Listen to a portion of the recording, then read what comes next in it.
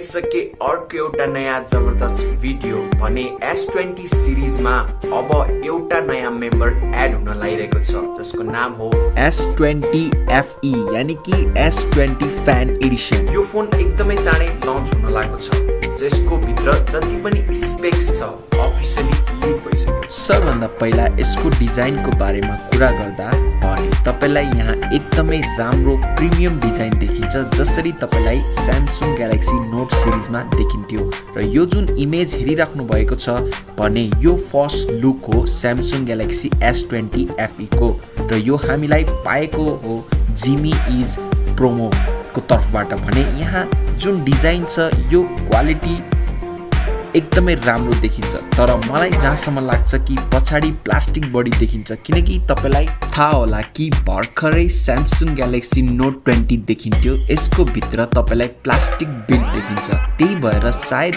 हामीलाई यस्तो लाग्छ कि यो फोन कस्ट कटिङको लागि प्लास्टिक बडी देख्न सकिन्छ र यसको केही टेक्निकल स्पेक्सको कुरा गर्दा भने तपाईँ यहाँ हेर्न सक्नुहुन्छ पछाडि ट्रिपल क्यामेरा सेटअप देखिन्छ जसको भित्र तपाईलाई 12 मेगापिक्सलको मेन क्यामेरा लेन्स देखिन्छ, सेकेन्डमा 12 मेगापिक्सलको वाइड एंगल लेन्स, थर्डमा 8 मेगापिक्सलको टेलिफोटो लेन्स र यो सबै चीज लेन्स एउटा स्क्वायरी कटआउटको भित्र देखिन्छ। र फ्रन्ट क्यामेराको कुरा गर्दा यहाँ तपाईलाई 32 मेगापिक्सलको फ्रन्ट सेल्फी क्यामेरा पाउँछ त्यो पनि कन्सोलको साथमा जुन तपाईलाई मिडलमा देखिन्छ।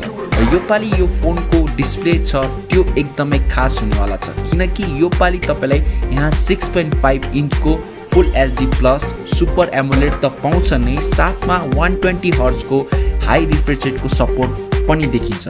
यस फ्रेन्ड Samsung Galaxy S20 को भित्र 120 हर्ज को रिफ्रेश रेट देखिँदैन थियो भने यो पाली Samsung Galaxy S20 FE मा एकदमै राम्रो डिस्प्ले देख्न पाउनुहुन्छ र साथसाथै यो फोनमा IP68 को रेटिङ पाउँछ। यसले गर्दा यो फोनलाई एकदमै खास बनाइदिन्छ।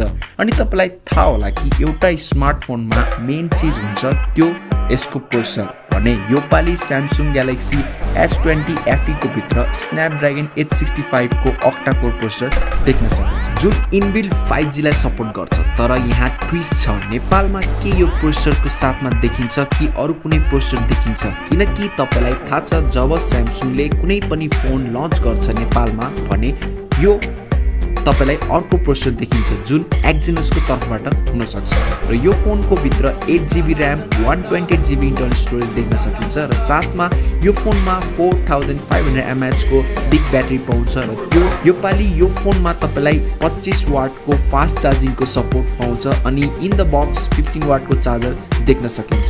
मलाई लाग्छ कि यो फोन एकदमै राम्रो हुनेवाला छ यानी कि पावर प्याक स्मार्टफोन हुन्छ Samsung Galaxy S20 सिरिजको भित्र। भने अहिले धेरै यस्तो लिक्स आइसक्यो कि यसको प्राइस कति हुन सक्छ भनेर तर मलाई लाग्छ नेपालमा जब यो फोन लन्च हुन्छ यसको प्राइस तपाईलाई 95,000 को आसपासमा देख्न सकिन्छ।